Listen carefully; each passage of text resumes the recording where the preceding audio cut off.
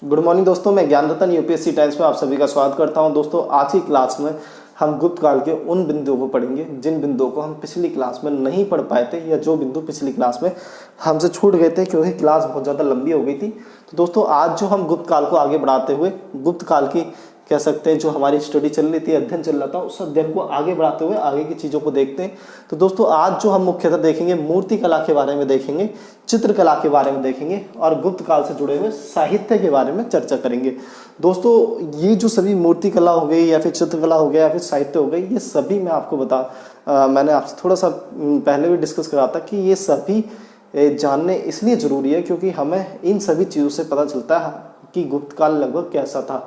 इस सभी चीज़ों से हम अनुमान लगाते हैं कि गुप्त काल में कौन सी चीज़ें विकसित हो गई थी और कौन सी चीज़ विकसित होने के लिए तैयार थी, या फिर हम कह सकते हैं किस चीज़ का एक तरीके से आधार या नींव डल गई थी। जैसे कि जब हम गुप्त काल की धार्मिक व्यवस्था को पढ़ेंगे तो हमें पता चलेगा कि हिंदू धर्म के वो सभी गुण जो आज भी हिंदू धर्म में विद्वान है, उनका जन्म कहीं ना कहीं गुप्त काल में हुआ था।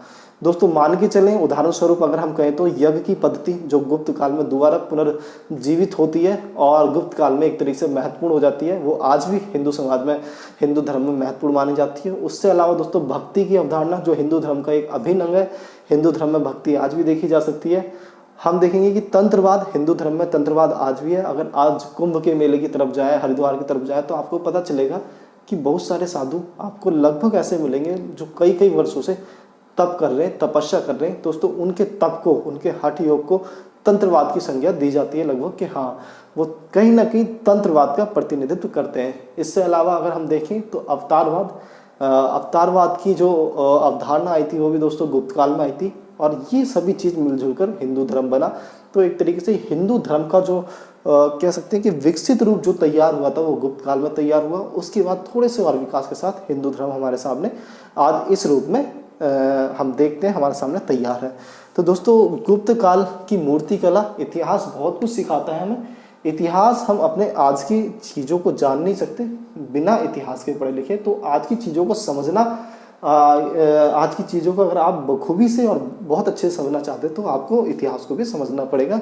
दोस्तों, अब हम मूर्ति कला की तरफ बढ़ते हैं। तो हम गुप्त काल की मूर्ति कला देखते हैं। तो दोस्तों, पता चलेगा कि मूर्ति कला विकसित अवस्था में थी। गुप्त काल की दोस्तों मूर्ति कला विकसित अवस्था में थी। इससे पहले अगर हम मूर्ति कला देखेंगे तो हमें लगभग मौर्य काल में मूर्ति कला देखने को मिलेगी। मूर्ति कला का जो विकसित स्वरूप मौर्य काल में देखने को मिलेगा, लेकिन उसके ऊपर एक विवाद था, मैंने आपको पढ़ाया था। यहाँ पर देखेंगे कि विकसित अवस्था में थी। इस काल में पाटलिपुत्र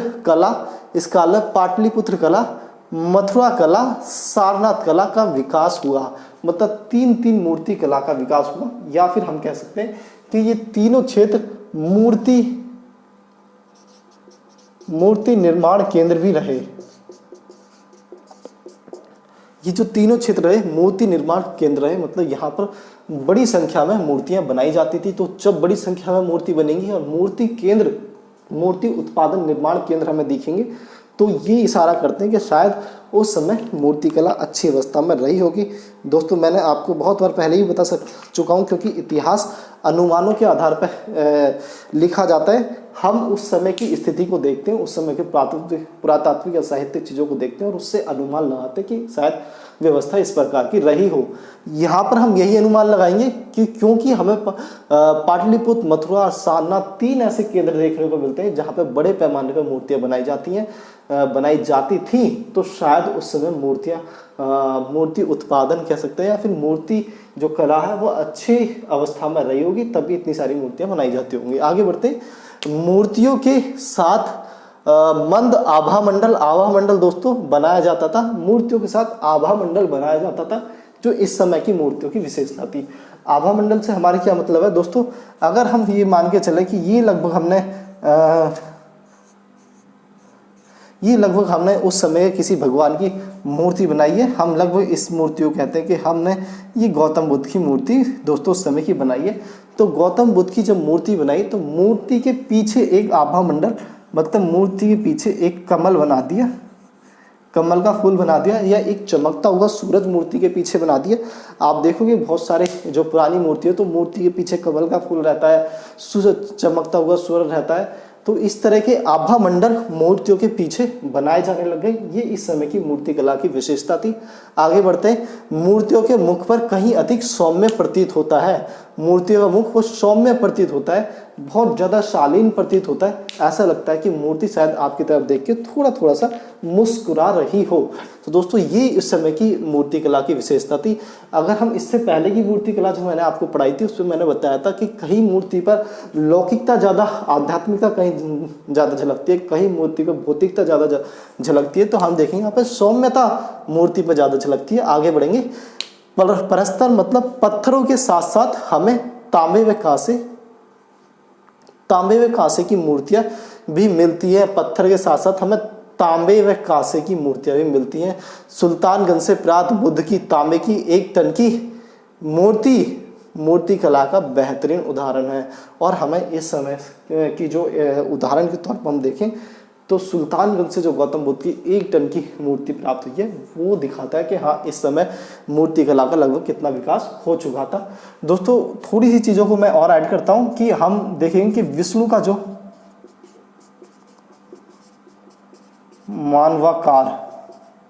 विष्णु की मानवाकार मूर्तियां, दोस्तों विष्णु की मानवाकार मूर्तियों की जो बनने की शुरुआत हुई वो इसी साल काल में होगी। मानवाकार से हमारा मतलब है कि विष्णु को एक मानव की तरह दिखाना। उससे पहले भगवान कैसे थे, भगवान क्या हुआ करते थे, भगवान की क्या कोई आकृति थी, क्या भगवान का कोई रूप था, ये निश्चित नहीं था। लेकिन इसी समय तक आते आते पहली बार विष्णु को एक मानव के तौर पर दिखाया गया। तो विष्णु की मानवाकार जो मूर्तियां हैं वो यहाँ पर बननी शुरू होंगी। और हम इससे अलावा देखेंगे कि बौद्ध और जैन मूर्तियां भी हमें इस समय देखने को मिलेगी। तो ये लगभग इस समय की मूर्ति कला थी। आगे बढ़ते दोस्तों चित्रकला की ओर। तो चित्रकला पर देखेंगे सातवाहन, वाकाटक, गुप्त व चालुक्यों का अजंता की चित्रकला में महत्वपूर्ण योगदान रहा। गुप्तकालीन जो चित्रकला को देखते हैं तो हमें 2 प्रकार की गुफाएं मिलती हैं। एक अजंता की गुफा दोस्तों और एक बाघ की गुफा। ये अजंता और बाघ की गुफा, इनका संबंध गुप्तकालीन चित्रकला से इनका संबंध है। और यहाँ पर हमें कई गुफा देखने को मिलती है। ये जो अजंता की गुफाएं, यहाँ पे हमें 30 गुफाएं देखने को मिलती है। बाघ की जो गुफाएं, यहाँ पे हमें 9 गुफाएं देखने को मिलती है। लेकिन इनमें से सिर्फ कुछ गुफाएं ऐसी हैं जिनका संबंध गुप्त काल से। बाकी जो अन्य गुफाएं और उनमें जो चित्र बने हुए वो अलग अलग शासकों ने बनाए, जैसे कि सातवाहनों ने, वाकाटकों ने, गुप्त व चालुक्यों ने। ये सभी अजंता की गुफा से जुड़े हुए राजवंश रहे। आगे बढ़ेंगे कि चित्रकला में महत्वपूर्ण योगदान रहा है। कुल 30 चित्रकला प्राप्त हुई है या 30 गुहा प्राप्त हुई है, जिसमें 16, 17 और 19 ध्यान रहे। पीसीएस में भी आ सकता है या फिर गुप्त काल की चित्रकला का वर्णन कीजिए तो उसमें भी आपको ऐसा लिखना है कि 16, 17, 19 गुप्त काल से संबंधित है। अगर देखें गुफा नंबर 16 तो इसमें क्या मिला? गुफा नंबर 16 में मरणासन राजकुमारी का चित्र। एक मरणासन राजकुमारी मतलब इसमें दिखाया गया है कि एक औरत जिसका पति मर चुका है और पति मरने के गम में, विरह में वो भी पति की चिता में बैठी है और सती हो रही है। तो एक राजकुमारी जो अपने पति के गम में, पति की मृत्यु के गम में वो भी खुद मरना चाहती है और अपने आप को सती कर रही है। तो यहाँ पे दिखाया हुआ है। और इससे हमें क्या पता चलता है, क्योंकि इतिहास अनुमान है तो यहाँ से क्या अनुमान लगता है? तो यहाँ से अनुमान लगता है कि सती प्रथा उस समय समाज में थी। हमें वहाँ की चीज़ों, सती प्रथा का एक अनुमान, मोटा मोटा संकेत मिलता है। आगे बढ़ते हैं। गुफा नंबर 17, तो इसे चित्रशाला कहा जाता है। चित्रशाला इसलिए कहा जाता है क्योंकि यहाँ पे मिक्स बहुत सारे चित्र मिलते हैं। लेकिन यहाँ के जो महत्वपूर्ण चित्रकला की बात करी जाए, सबसे महत्वपूर्ण कहा गया है, चित्रशाला कहा गया है। एक चित्र में यशोधरा द्वारा अपने पुत्र को गौतम बुद्ध को अर्पित करते हुए दिखाया गया है। गुफा नंबर 17 जिसे चित्रशाला कहा गया है। यहाँ पे बहुत सारे चित्र देखने को मिलते हैं, लेकिन एक चित्र इसमें ऐसा है जिसमें यशोधरा जो गौतम बुद्ध की पत्नी है अपने पुत्र राहुल को गौतम बुद्ध को अर्पित कर रही है, अपने पुत्र राहुल को गौतम बुद्ध को अर्पित कर रही है। तो एक तरीके से देखें, ये दोनों ही चित्र अपनी अभिव्यक्ति में किस प्रकार से अपनी अभिव्यक्ति में भावनात्मक चित्र हैं। भावनात्मक चित्र है जिसे देख के कोई इंसान पिघल जाए, ऐसे चित्र है जो किसी इंसान की भावना से जुड़े हुए। तो ऐसे चित्र गुप्त काल में हमें दिखाई देते हैं। आगे बढ़ते हैं। बाघ चित्रकला की बात करी जाए तो मध्य प्रदेश में ग्वालियर के निकट है। बाघ मध्य प्रदेश में ग्वालियर के निकट। यहाँ से हमें 9 गुफाएं प्राप्त हुई हैं। कुल कह सकते हैं 2, 4 और 5 गुप्त काल से जुड़ी हुई है और लौकिक विषय पर। लौकिक विषय से हमारा मतलब होता है जो मनुष्य के जीवन के विषय होते हैं। एक अलौकिक विषय होते हैं कि मृत्यु के बाद कि मनुष्य को जीवन में दिखाया गया कि मृत्यु के बाद सपोज करो कोई व्यक्ति मर गया और मरने के बाद वो स्वर्ग में बैठा है, मरने के बाद वो भगवानों के पास बैठा है, वो परियों में बैठा है, तो वो अलौकिक विषय और लौकिक विषय होते हैं जो व्यक्ति के आज के जीवन से संबंधित है। तो गुप्त काल जो चित्रकला है उसका जो विषय रहा है वो लौकिक रहा है। दोस्तों आगे बढ़ते हैं, साहित्य के बारे में चर्चा करते हैं। तो क्लासिक मापदंड ग्रहण किया था साहित्य ने, क्लासिक मापदंड ग्रहण किया था। और क्लासिक मापदंड से हमारा मतलब होता है कि साहित्य अपने आप में ऐसी विशेषताओं को, ध्यान से सुने बच्चों, साहित्य अपने आप में ऐसी विशेषताओं को अपने अंदर समाहित करके बैठा था जो आने वाले वंशों के लिए, आने वाली पीढ़ियों के लिए एक मापदंड निर्धारित करता है, जो आने वाली पीढ़ियों के लिए जिसने एक मापदंड निर्धारित करा। मतलब साहित्य लगभग इस प्रकार का बन चुका था कि आने वाली पीढ़ियां उसकी कॉपी करते हुए उससे बहुत कुछ सीख सकती थी और उसके आधार पर ही नई नई कृतियां लिख सकती थी, नए नए साहित्य लिख सकते थे। एक प्रकार से जो साहित्य का मोटा मोटा आधार तैयार होता है वो यहाँ पे तैयार होता है। यहाँ पे पता चलेगा कि नाटक किस प्रकार के थे, तो उस प्रकार से भारतीय इतिहास में नाटकों की शुरुआत पर हो जाएगी। यहाँ पर पता चलेगा कि धार्मिक ग्रंथ किस प्रकार के थे, तो धार्मिक ग्रंथ बने, नाटक बने, और यही धार्मिक ग्रंथ नाटक जो इस काल में बने थे इनकी कॉपी करते करते अनेक धार्मिक ग्रंथ बनेंगे, अनेक नाटक बनेंगे। वो बिल्कुल इनकी कॉपी नहीं होंगे, लेकिन हम कहेंगे मूल अवधारणा कि नाटक इस प्रकार के होते हैं वो यहाँ से ली गई, इसलिए ये क्लासिकल मापदंड ग्रहण करेगा यहाँ का साहित्य। इसलिए गुप्त काल को मूर्ति कला का और गुप्त काल को साहित्य का स्वर्ण युग कहा जाएगा। स्वर्ण युग क्योंकि इस समय तक आके मूर्ति कला और साहित्य कला ने इस प्रकार के मापदंड ग्रहण कर लिए थे कि आगे आने वाली पीढ़ियों के लिए वो एक तरीके से एक आधार प्रस्तुत कर रहे थे कि आप इस सीढ़ी पर चढ़ के आगे बढ़ सकते हैं। तो वो जो सोच यहाँ पर तैयार हुई कि धार्मिक ग्रंथ अलग होने चाहिए और आपके जो नाटक होने चाहिए वो अलग होने चाहिए, काव्य ग्रंथ अलग होने चाहिए, नाटक की क्या पहचान थी, ये सब इसी शासन काल में तैयार हुआ। तो साहित्य में बहुत सारा काम हुआ, बहुत सारे साहित्य लिखे गए यहाँ पे। जितने हमें पिछले अगर साम्राज्यों की चर्चा करी जाए तो पिछले कई साम्राज्यों में भी इतने ज़्यादा साहित्य नहीं लिखे गए जितने यहाँ पर लिखे गए इस काल में जितने साहित्य लिखे गए, इसलिए इसको साहित्य का स्वर्णकाल कहा जाएगा। आगे बढ़ते हैं कि क्लासिकल मापदंड ग्रहण किया, उदाहरण कितने सारे साहित्य लिखे गए। तो कालिदास की बात करते हैं जो इस समय के एक प्रमुख लेखक रहे। कालिदास ने कुमार संभव लिखा और कुमार संभव में शिव और पार्वती का मिलन, किस प्रकार से शिव और पार्वती का मिलन होता है, ये कुमार संभव की कहानी थी। कुमार संभव में ये दिखाया गया। ये काव्य कृतियां, काव्य ग्रंथ है। आगे बढ़ेंगे, रघुवंश कालिदास ने लिखा। राजा राम की विजय की कहानी, राजा राम की विजय की कहानी लिखी इसमें, और राजा राम गुप्त वंश के एक शासक थे। आगे बढ़ते हैं, ऋतु संहार तो 6 ऋतुओं का मनोहारी वर्णन, 6 ऋतुओं का वर्णन इसमें कराया कालिदास ने। मेघदूतम, एक शापित यक्ष के द्वारा बादल के माध्यम से अपनी पत्नी को संदेश पहुंचाना। एक शापित यक्ष, एक शापित व्यक्ति किस तरीके से अपनी पत्नी तक संदेश भिजवाता है और एक बादल के माध्यम से वो संदेश भिजवाता है। तो इस तरह की कहानियों को इसमें रखा गया है। ये हमारे कालिदास जी की काव्य कृतियां। आगे बढ़ते तो कालिदास जी ने कुछ नाटक भी इसमें बनाए। तो नाटक देखते हैं कौन से। मालविका मित्रम, अग्निमित्र काल पर अग्निमित्र जो एक पुष्यमित्र शुंग का उत्तराधिकारी, पुष्यमित्र शुंग वंश का उत्तराधिकारी होगा। और ये जो अग्निमित्र होगा ये हिंद यवन, मतलब यूनानी हिंद यवन शासकों को किस तरीके से पराजित करेगा और पराजित करके उसे अपनी सीमा से बाहर निकालेगा, इसका वर्णन हमें इसमें मिलता है। अग्नि मालविका मित्र में विक्रमवंशीय में हमारा राजा विक्रमादित्य का एक परिसंग प्रेम प्रसंग, राजा विक्रमादित्य का एक परिसंग प्रेम प्रसंग, परी के साथ जो उनका प्रेम था उसकी प्रशंसा देखने को मिलती है। अभिज्ञान शाकुंतलम, राजा दुष्यंत ए पुत्री शकुंतला का परिणय एवं मिलन की कथा, मतलब अभिज्ञान शाकुंतला राजा दुष्यंत एवं ऋषि पुत्री शकुंतला का परिणय मिलन भी होगा, दोनों एक दूसरे से दूर होंगे और दूर होकर मिलन भी होगा। ये हमें लगभग कालिदास की कृतियों से देखने को मिलता है।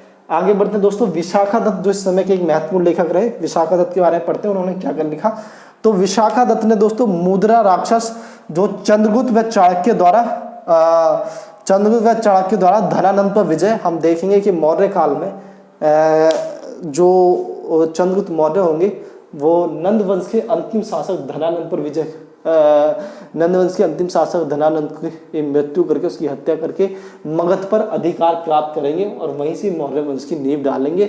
इसके बारे में चर्चा हमें मुद्रा राक्षस से मिलती है, जो चंद्रगुप्त व चाणक्य द्वारा धनानंद पर विजय का वर्णन करता है। धनानंद नंद वंश का शासक था और इसका मगध पर शासन था और मगध पर हरा के मौर्य वंश की नींव यहीं से डलेगी मौर्य वंश की। आगे बढ़ते हैं, देवी चंद्रगुप्तम, तो चंद्रगुप्त विक्रमादित्य द्वारा शक शासक को मार अपनी भाभी को बचाना तथा पति रामगुप्त को मारकर उससे विवाह करना। दोस्तों कहा जाता है कि एक ये जो रामगुप्त है ये गुप्त वंश के सबसे ज्यादा डरपोक, सबसे ज्यादा कह सकते हैं कि जिनमें बिल्कुल भी साहस नहीं था, ऐसे शासक थे। और एक शक शासक ने इन्हें डरा के इनकी बीवी को जो था, इनकी बीवी को उठा लिया था। इनने डरा के कहा कि आप या तो अपनी बीवी मुझे दे जाओ, अन्यथा मैं आपके शासन पर, आपके साम्राज्य पर आक्रमण करके सबको मार दूंगा, सबको ध्वस्त कर दूंगा। तो डर के मारे ये अपनी पत्नी को शक शासक के पास ले जाने को तैयार हो गए। लेकिन दोस्तों देवी चंद्रगुप्त विक्रमादित्य, लेकिन उन्हें ये बात अच्छी नहीं लगी। वो भी इसी वंश के शासक थे जो राधा गुप्त के एक तरीके से छोटे भाई थे रामगुप्त थे। और इन्होंने क्या करा, इन्होंने रामगुप्त को मार दिया, शक शासक को पराजित करा और अपनी भाभी से शादी कर ली और घर की इज्जत घर में ही रखी। इसका वर्णन हमें देवी चंद्रगुप्तम से मिलता है। आगे बढ़ेंगे, शूद्रक ने क्या लिखा है इसमें, तो शूद्रक ने मृच्छकटिकम नामक ग्रंथ लिखा है, पढ़ेंगे। निर्धन ब्राह्मण चारुदत्त, ध्यान रहे पूछ लिया जाता है कभी कभी, तो निर्धन ब्राह्मण चारुदत्त एवं एक वैश्या बसंत सेन जो एक वैश्या थी की परिणय कथा, उन दोनों का मिलन और किस तरह से वो दोनों अलग हो जाएंगे उनके बारे में हमें यहाँ से जानने को मिलता है। तो दोस्तों ये लगभग हमारा गुप्त काल का हमने यहाँ तक की चीज़ों को पढ़ लिया है। अब गुप्त काल के जो इसी साहित्य थे, साहित्य का थोड़ा सा और हम देखते हैं। तो दोस्तों आगे बढ़ते हुए हम देखेंगे कि साहित्य के बारे में हम चर्चा कर रहे थे और साहित्य के बारे में जब हम पढ़ेंगे तो थोड़ा सा एक मैंने पॉइंट लिखा है, उसके बाद हम रामायण महाभारत पुराण स्मृति इन सभी साहित्यों को देखने वाले हैं। तो अधिकांश पुराण हम देखेंगे, हमने कुछ साहित्य पढ़ लिए, आगे बढ़ रहे हैं। अधिकांश पुराण व रामायण महाभारत का अंतिम रूप से संकलन इसी काल में हुआ। अधिकांश जो पुराण थे वो इसी काल में लिखे गए और रामायण महाभारत जिन्हें हम कहते हैं युगों युगों से चली हुई आ रही है, उनका जो अंतिम संकलन हुआ था, मतलब उन्हें जो अंतिम तौर पे एक रूप दे दिया गया कि लगभग इस चीज़ को हम रामायण कहेंगे और इस पुस्तक को हम महाभारत कहेंगे। वो जो अंतिम रूप पर तैयार हुआ वो इस काल में जाके तैयार हुआ था। आगे बढ़ते दोस्तों, रामायण के बारे में थोड़ा सा पढ़ लेते हैं। जब इन शब्दों की और इन ग्रंथों की चर्चा हुई है तो थोड़ा सा देख लेते हैं। वैसे हमारा मकसद बहुत ज़्यादा इसके बारे में पढ़ना नहीं है, लेकिन एक यूपीएससी के विद्यार्थी होने के नाते थोड़ा बहुत आपको पता होना चाहिए। तो दोस्तों यही पढ़ते हैं, हम देखते हैं कि संकलन जो संस्कृत भाषा में हुआ था। और हम ये भी देखेंगे कि गुप्त काल की जो साहित्य की मुख्य विशेषता होती है, तो हम देखेंगे कि गुप्त कालीन साहित्य संस्कृत भाषा में लिखित है। लेकिन दोस्तों कुछ साहित्य में प्राकृत भाषा में भी मिलता है, लेकिन प्राकृत भाषा में हमें बहुत कम मिलते हैं। अधिकतर जो गुप्तकालीन साहित्य होंगे वो संस्कृत भाषा में ही मिलेंगे। इससे पहले हम देखेंगे तो प्राकृत या पाली भाषा बहुत ज़्यादा प्रसिद्ध होगी और पाली या प्राकृत भाषा में ही हमें ग्रंथ मिलेंगे। लेकिन यहाँ तक आते आते हम संस्कृत भाषा देखते हैं कि संस्कृत भाषा का दबाव जो होता है वो बढ़ने लग जाता है इन भाषाओं पर और सभी ग्रंथ हमें मुख्य ग्रंथ संस्कृत भाषा में मिलते हैं। ऐसा इसलिए होता है क्योंकि जो गुप्तों की राजकीय भाषा होगी, राजकीय भाषा दोस्तों संस्कृत होगी, गुप्तों की राजकीय भाषा संस्कृत होगी। और जब राजाओं की राजकीय भाषा संस्कृत होगी तो सब कुछ संस्कृत में होना लाजमी है। आगे बढ़ते हैं दोस्तों, रामायण संस्कृत भाषा में मिलता है। महर्षि वाल्मीकि द्वारा लिखा गया था महर्षि वाल्मीकि, ध्यान रहे महर्षि वाल्मीकि ने रामायण को लिखा था। मूलतः 6000 श्लोक इसमें थे जब ये तैयार हुआ। मूलतः मतलब जिस समय ये तैयार हुआ उस समय इसमें 6000 श्लोक थे, परंतु फिर 12000 हुए, दुगना हो गया। कुछ समय बाद नई चीजें रामायण में जुड़ गई। अब आप ये देखेंगे कि आखिरकार ये दुगना कैसे हो गया। तो दोस्तों हम ये देखते हैं कि समय के साथ चीज़ों में बदलाव होते हैं और बदलाव होने ज़रूरी है, क्योंकि समय की आवश्यकता अनुसार उन चीज़ों को बनाना पड़ता है, ढालना पड़ता है समय की आवश्यकता अनुसार। जब समय धीरे धीरे आगे, जिस समय रामायण बनाया गया था, लिखा गया था, उस समय की परिस्थितियों के अनुसार रामायण को लिखा गया था। लेकिन आगे 100, 200, 400 साल बाद परिस्थितियाँ बहुत परिवर्तित हुई, परिस्थितियाँ बहुत सारे बदलाव हुए। और अगर रामायण को उस समय की परिस्थिति के अनुसार बनाना है, अगर ये चाहते हैं कि रामायण को उस समय के लोग, बढ़ते हुए समाज के लोग भी रामायण को एक्सेप्ट करें, स्वीकार करें, तो रामायण में भी कुछ परिवर्तन करने जायज़ थे जो परिवर्तन उस समय के लोगों के समाज के अनुकूल हों। तो दोस्तों हम कहेंगे कि रामायण जो मूलतः जिसमें 60,000 श्लोक थे, फिर 12,000 हुए और फिर उसमें 16,000 श्लोक हुए। तो मतलब वर्तमान में रामायण में हमारे सामने 16,000 श्लोक हमें देखने को मिलते हैं। लेकिन अगर हम असली रामायण की जो बात करते हैं उसमें सिर्फ 6,000 श्लोक थे।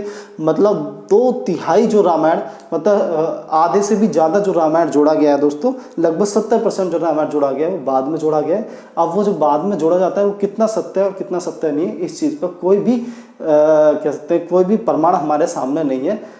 बाद में जो जोड़ा गया इसकी सत्यता के संबंध में तो कोई प्रमाण नहीं है, लेकिन रामायण भी कितना सत्य और कितना असत्य इस चीज़ के संबंध में भी हमारे पास कोई भी प्रमाण नहीं है, क्योंकि ये भारतीय संस्कृति का अभिन्न अंग है। क्योंकि ये भारतीय संस्कृति से बहुत कह सकते हैं बहुत क्लोजअप है, बहुत करीबी से जुड़ा हुआ है, इसलिए इस ग्रंथ का एक अपने आप में बहुत बड़ा महत्व है। लेकिन तब भी इसकी क्या प्रामाणिकता है, क्या ये सही था, क्या सच में ऐसा हुआ था जो इसमें दे रखा है, आज भी ऐसा कुछ हमें नहीं पता चलता है। आगे बढ़ते हैं। इसे चतुर्विंशति भी कहते हैं, चतुर्विंशति सहस्त्री संहिता भी कहते हैं। यह महाकाव्य बालकांड, सुंदरकांड, युद्धकांड, उत्तराकांड नामक 7 कांडों में विभाजित है। 7 कांडों में इसे बांटा गया, मतलब 7 चैप्टर्स में इसे बांटा गया। आगे बढ़ते हैं, महाभारत की ओर बढ़ते हैं। तो महर्षि वेदव्यास ने इसे लिखा था। मूलतः 8800 श्लोक, ध्यान रहे 8800 श्लोक मूल महाभारत में थे, जिसे जय संहिता कहा जाता था। जय संहिता कहा जाता था जब इसमें 8800 श्लोक थे। 24,000 होने पर जय संहिता कहा गया, 24,000 होने पर इसे भारत कहा गया। 24,000 होने पर इसे भारत कहा गया। और अब वर्तमान में 1,00,000 श्लोक इसके अंदर है, और 1,00,000 श्लोक होने पर इसे शस्त्र या महाभारत कहा गया। 1,00,000 श्लोक होने पर शस्त्र साहित्री या फिर महाभारत इसे कहा गया। और महाभारत में भी हम देखेंगे 8800 श्लोक, मतलब 90% जो रामायण आज हमारे सामने है, महाभारत आज हमारे सामने, वो बाद में समय के अनुसार जोड़ी गई है। दोस्तों वर्तमान में हम देखें तो कोई भी ग्रंथ आज, कितना भी धार्मिक ग्रंथ हो, चाहे वो बाइबल हो, आज हम बाइबल के बारे में देखते हैं तो बाइबल के भी बहुत सारे रूप हमें देखने को मिलते हैं, क्योंकि समय समय में बाइबल में ऐसी चीज़ें जोड़ी गई ताकि लोगों का बाइबल पर विश्वास और ज़्यादा बढ़ता चला जाए। समय समय पर इन ग्रंथों में इस प्रकार के परिवर्तन करे गए ताकि लोगों का झुकाव इन ग्रंथों की तरफ बना रहे, ताकि लोग ये मानते रहे कि इस समय भी ये चमत्कार हुआ था और इस समय भी ये चमत्कार, और उन चमत्कारों को समय टू समय जैसे समय आगे बढ़ेगा बहुत सारे नए चमत्कारों को इनमें जोड़ा जाएगा ताकि लोगों का भगवान में विश्वास बना रहे। तो दोस्तों यही हम देखेंगे कि 8800 श्लोक से 1,00,000 श्लोक तक हमारा जो महाभारत पहुंचता है। और महाभारत भी एक ऐसा ग्रंथ है जिसके बारे में हमें कोई प्रमाण नहीं मिलते। महाभारत कितना सच था, कितना झूठ था, इन पर अब भी संदिग्ध है, अब भी ये बात संदिग्ध है। हालांकि कुछ जगह से हम कहते हैं पुरातात्विक जो सर्वेक्षण ऑफ इंडिया है, कुछ जगह से कभी कभी ऐसी चीज़ें देखने को मिलती हैं जो अपने आकार में बहुत ज़्यादा विशालकाय हैं या फिर अपने आकार में महाभारत से लगभग मैच खाती हैं। लेकिन आज भी जो भारत का पुरातात्विक भारत का विभाग है, पुरातात्विक आर्कियोलॉजिकल विभाग है, वो आज भी ये कहता है कि महाभारत और रामायण इनके बारे में कोई साक्ष्य नहीं मिलते। ये लगभग एक संदिग्ध घटना प्रतीत होती हैं। ऐसा इतिहास में हुआ था या नहीं हुआ था हम कह नहीं सकते। और दोस्तों जिस ज़माने में ये लिखी गई थी उस ज़माने वो ज़माना इतना भव्य नहीं था। अगर आज आप रामायण देखेंगे तो राम जी को बहुत भव्य दिखाया गया, बहुत बड़े बड़े महल थे, सोने चांदी के मुकुट पहना करते थे, उनके पास जो बाण हुआ करता था वो बहुत सर्वशक्तिशाली। तो ऐसा मतलब इतना अतिशयोक्तिपूर्ण वर्णन किया गया, इतना बड़ा चढ़ा के वर्णन किया गया है, इससे भी ऐसा प्रतीत होता है कि शायद ये सच बात नहीं थी, या तो बहुत छोटी मोटी घटनाएं थी, उन घटनाओं को बड़ा चढ़ा के वर्णन किया गया, या फिर ऐसा नहीं हुआ था। आगे बढ़ते हैं दोस्तों। पुराण तो ऐतिहासिक कथाओं का सबसे क्रमबद्ध विवरण पुराणों में मिलता है। ऐतिहासिक कथाओं का सबसे क्रमबद्ध विवरण पुराणों में मिलता है। दोस्तों इतिहास में जो चीज़ें घटित हुई हैं उनका जो विवरण सबसे अच्छे तरीके से पुराणों में मिलता है। बहुत सारे लोगों को लगता है पुराण तो बस सारे भगवानों के बारे में ही है। नहीं दोस्तों, पुराण सारे भगवानों के बारे में नहीं है। पुराण से हमें उस समय की सामाजिक और राजनीतिक घटनाओं के बारे में भी पता चलता है। आगे बढ़ते हैं तो पुराणों की संख्या 28 है और सर्वाधिक प्राचीन मत्स्य पुराण है। पुराणों की संख्या 18 है, पुराणों की संख्या 18 है और सर्वाधिक जो प्राचीन पुराण है वो मत्स्य पुराण। ध्यान रहे, सर्वाधिक प्राचीन और सर्वाधिक प्रमाणित पुराण हमारे प्रमाणित है, मतलब पुराण पे हम भरोसा कर सकते हैं। क्यों भरोसा कर सकते हैं? क्योंकि पुराण में जो घटनाएं वो उस समय की घटनाओं से मैच खाती है, से मिलती जुलती है। पुराण में जिन घटनाओं को जिक्र करा गया है उसमें से बहुत सारी घटनाएं उस समय की घटनाओं से मैच खाती हैं। आगे बढ़ते हैं तो स्मृतियों के बारे में पढ़ते हैं। हम देखेंगे भारत में दूसरी शताब्दी के आसपास लगभग 7वीं 8वीं शताब्दी तक, मतलब 600-700 साल भारत में बहुत सारी स्मृतियां लिखी गई। आखिरकार ये स्मृतियां क्या थी तो पढ़ते हैं। मनुस्मृति सबसे प्राचीन स्मृति है। मनुस्मृति सबसे प्राचीन और सबसे बेकार स्मृति यही है। आपको पता होगा कि डॉक्टर भीमराव अंबेडकर ने इस स्मृति को, मनुस्मृति को जलाया था और पिछले साल शायद 1-2 साल हो गए जेएनयू के कुछ छात्रों ने मनुस्मृति को जलाया और बार बार हमें ऐसा सुनने को मिलता है कि मनुस्मृति को वहाँ उसने जला दिया, वहाँ उसने जला दिया, वहाँ उसने जला दिया। क्यों दोस्तों? क्योंकि कहा जाता है मनुस्मृति में जो वर्ण व्यवस्था है उसे इतना कठोरतम लागू करने का प्रयास करा कि अगर कोई शुद्ध रामायण महाभारत सुन ले तो उसके कान में पिघलता हुआ लोहा डाल दो, अगर कोई शुद्ध संस्कृत बोलने का प्रयास करा तो उसकी जीभ काट दो। ये चीज़ें हमें लगभग मनुस्मृति में सुनने को मिलती है। और स्त्रियों पे जो एक तरीके का बहुत ज़्यादा लगाम लगाया गया वर्ण व्यवस्था की शुद्धता को बनाए रखने के लिए, इसकी चर्चा भी हमें मनुस्मृति को मिलती है। मतलब अपने समय की कठोर सामाजिक व्यवस्था को बनाने के पक्षधर मनु रहे और मनु एक ऋषि थे, उन्हीं के नाम पर इसे मनुस्मृति कहा गया। तो मनुस्मृति सबसे प्राचीन स्मृति है। मौर्योत्तर काल में इसे लिखा गया था, मौर्योत्तर काल में। उसके बाद देखेंगे नारद, पराशर, बृहस्पति, कात्यायन की रचना गुप्त काल में हुई। 4 जो स्मृति हैं इनकी रचना गुप्त काल में हुई।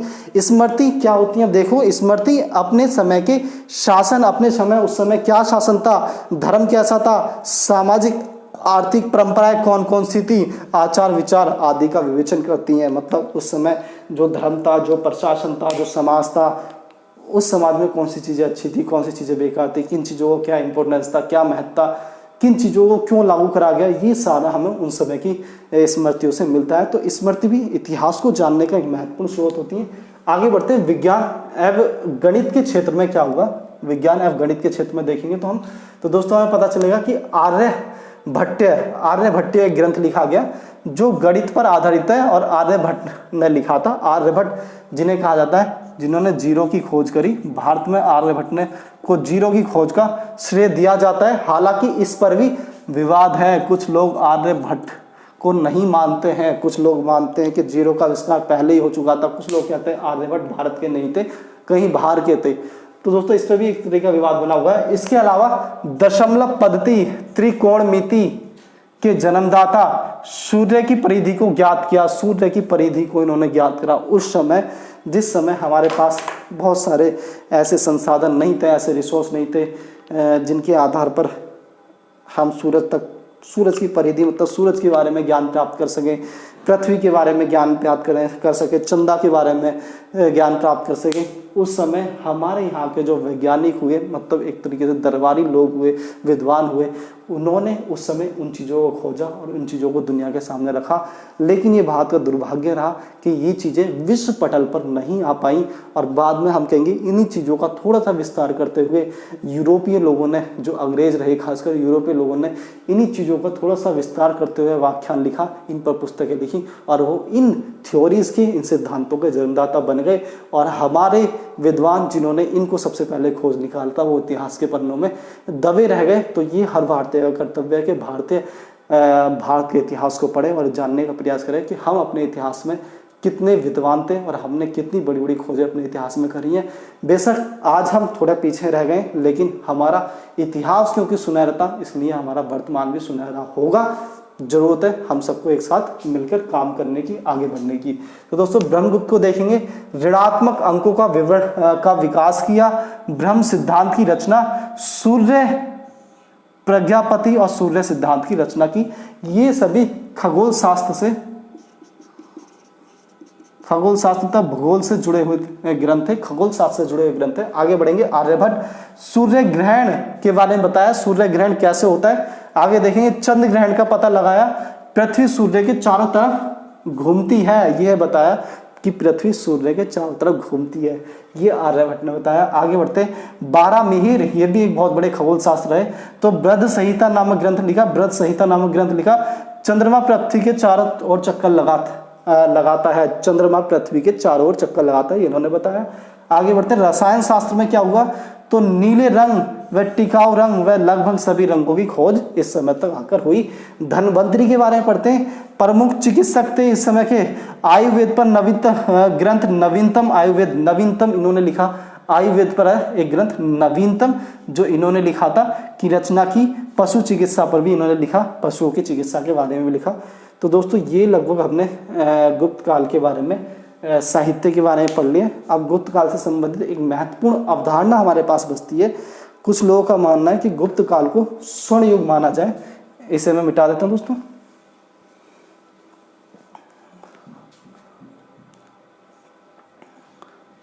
पूरा मिटा देता हूं दोस्तों।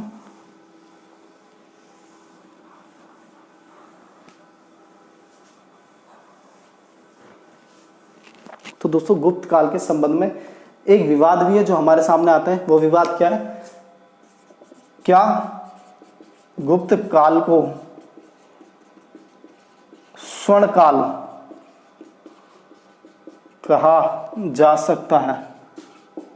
दोस्तों कुछ विद्वानों का मानना है कि गुप्त काल को स्वर्ण काल कहना चाहिए। क्यों? क्योंकि इस काल में चाहे वो विज्ञान का क्षेत्र हो, चाहे वो साहित्य का क्षेत्र हो, चाहे वो मूर्ति कला का क्षेत्र हो, चाहे वो प्रशासन का क्षेत्र हो, सभी में इतने अच्छे परिवर्तन हुए, इतने महान परिवर्तन हुए कि इतने महान परिवर्तन पिछले कालों में नहीं देखे गए, पिछले साम्राज्यों में नहीं देखे गए।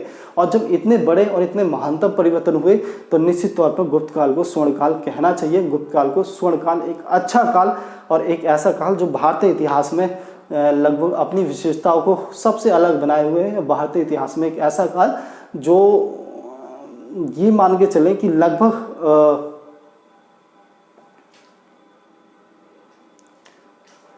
दोस्तों भारतीय इतिहास में एक ऐसा काल जिस काल की विशेषताएं थी वो बहुत अनोखी थी, बहुत ज़्यादा विस्तृत थी और जो अपने समय से बहुत आगे था। तो लगभग कुछ लोगों का मानना है कि क्या गुप्त काल को स्वर्ण काल कहा जा सकता है। ये लोग कहते हैं, जो कहते हैं कि हाँ कहा जा सकता है, तो वो किस प्रकार के तर्क प्रस्तुत करते हैं थोड़ा सा देख लेते हैं। लेकिन इसके संबंध में कुछ लोग ये भी कहते हैं कि नहीं माना जा सकता। तो वो किन कारणों से कहते हैं कि नहीं माना जा सकता? तो कुछ लोग कहते हैं कि इस काल में माना जा सकता है, माना जा सकता है। क्योंकि दोस्तों, क्योंकि इस काल में साम्राज्य निर्माण की प्रक्रिया फिर से शुरू हो गई थी। दोस्तों देखेंगे, इससे पहले हम मौर्योत्तर काल के बारे में पढ़ते हैं। मौर्योत्तर काल में हम देखेंगे कि जहाँ पर एक मौर्य काल में एक बहुत बड़े भूभाग पर एक ही शासक का अधिकार होता है, वहीं पे मौर्योत्तर काल में बहुत सारे शासक आते हैं, बहुत सारे राजवंश आते हैं। तो उसे एक राजनीतिक विखंडन का काल कहा गया और कहा गया कोई भी साम्राज्य निर्माण की प्रक्रिया तक नहीं पहुंच पाया, सभी साम्राज्य लगभग छोटे छोटे बनकर रह गए। लेकिन यहाँ पर हम फिर से देखेंगे, फिर से गुप्त जो होंगे इस काल में एक बड़े साम्राज्य की स्थापना करेंगे, तो इसीलिए ये कहेंगे इस काल में साम्राज्य निर्माण की प्रक्रिया फिर से शुरू हो गई तथा राजनीतिक एकता को बल मिला, तथा राजनीतिक एकता को बल मिला। दूसरा कारण जो ये बताएंगे कि इस काल में साहित्य, मूर्तिकला,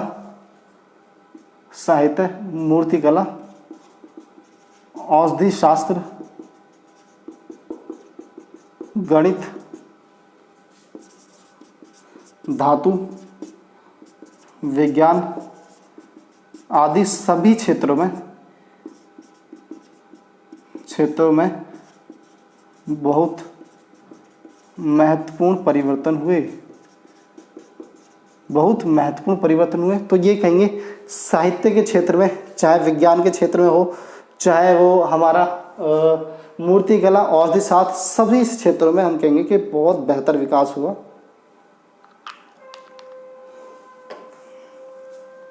तीसरा ये कहेंगे वात्स्यायन व फाहियान के विवरणों में भारतीय नगरीय व्यवस्था की संपन्नता का विस्तृत विवरण किया गया है।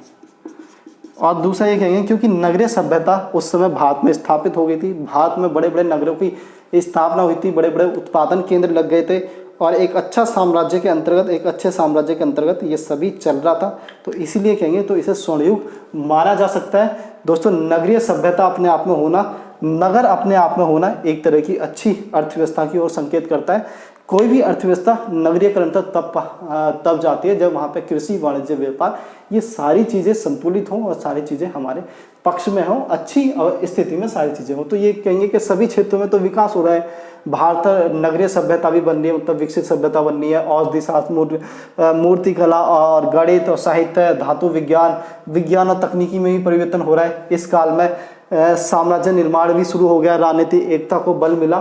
तो एक तरीके से इनका कहना होगा कि इस काल में बहुत महान परिवर्तन हुए, इसलिए इसको हम स्वर्णयुग माना जा सकता है। लेकिन जो दूसरा नजरिया वो कहता है कि अगर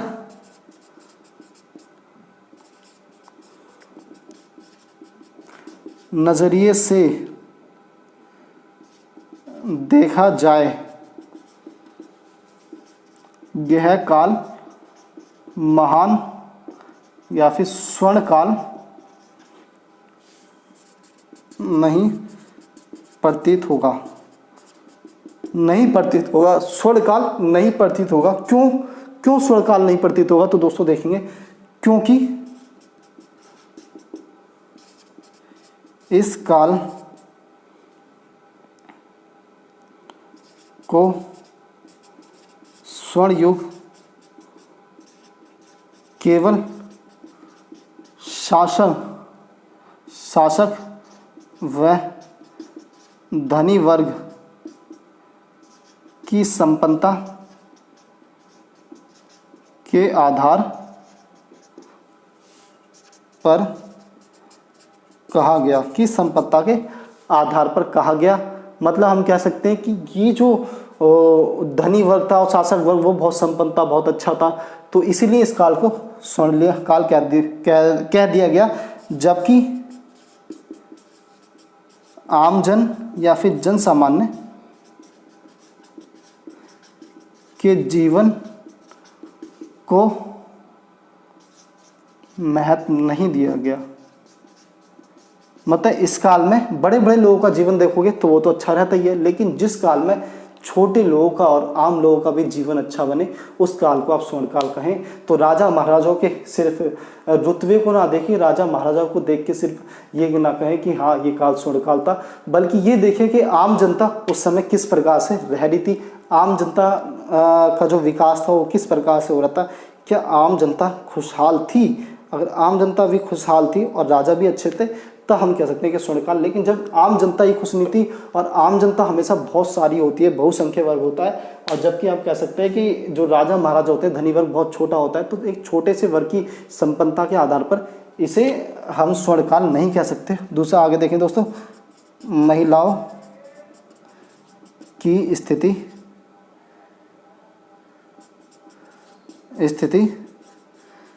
पहले की तुलना में, महिलाओं की स्थिति पहले की तुलना में गिरी थी दोस्तों। अगर ब्राह्मणवादी संस्कृति का पुनरुत्थान होगा तो महिलाओं की स्थिति कह सकते हैं कि गिरेगी, और एक जटिल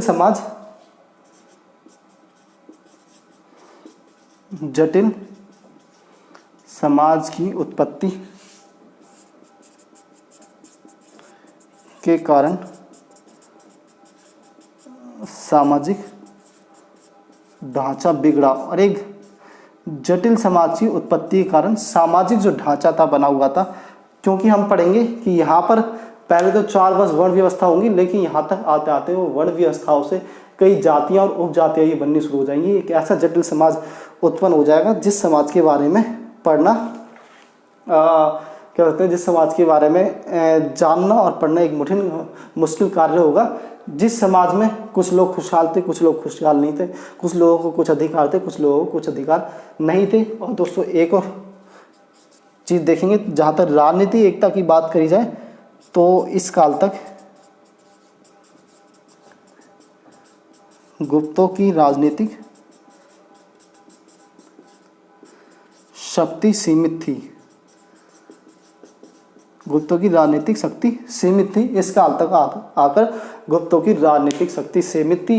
राजनीतिक शक्ति सीमित क्यों थी? क्योंकि दोस्तों हम देखेंगे कि इस काल में भूमि अनुदान की प्रथा जो मौर्योत्तर काल में शुरू होगी, इस काल में जो भूमि अनुदान प्राप्त करता होगा उसको दोस्तों प्रशासनिक अधिकार भी दे दिए जाएंगे। जब उसको प्रशासनिक अधिकार दे दिए जाएंगे तो वो भी कह सकते हैं वो भी बहुत सारे अधिकारों का उपभोग करना शुरू कर देगा, और राजा अपने अधिराजा के अधिकार कम होते चले जाएंगे। ये हमने पिछली क्लासों में पढ़ चुके हैं। तो दोस्तों ये लगभग हमने सारा गुप्त काल में पढ़ लिया है, गुप्त काल के बारे में पढ़ लिया है। मैं आशा करता हूँ आपको सारी क्लास समझ में आई होगी। जो कुछ भी अगर आपको ऐसा लगता है ना समझ में आया तो आप मेरे को मैसेज कर सकते हैं, आप मेरे को कमेंट कर सकते हैं। समय मिलते ही मैं आपको डेफिनेटली निश्चित तौर पर बताऊंगा उसके बारे में।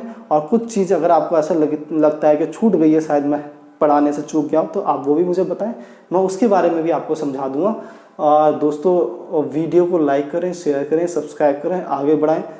और मैं बिल्कुल आपके लिए डेडिकेटेड हूँ कि आपके लिए बेहतर और अच्छी किस्म की जानकारी लेके आऊँगा। और अगर आप भी कुछ चाहते हैं कि मैं आपके लिए कुछ अच्छा बेहतर बनाऊँ या कुछ सुधार करूँ या कुछ नई चीज़ों पर वीडियो बनाऊँ, कुछ नए टॉपिक्स पे आपके लिए लेक्चर्स बनाऊँ, तो आप मुझे फ्रैंकली व्हाट्सअप कर सकते हैं या फिर आप मुझे कमेंट कर सकते हैं।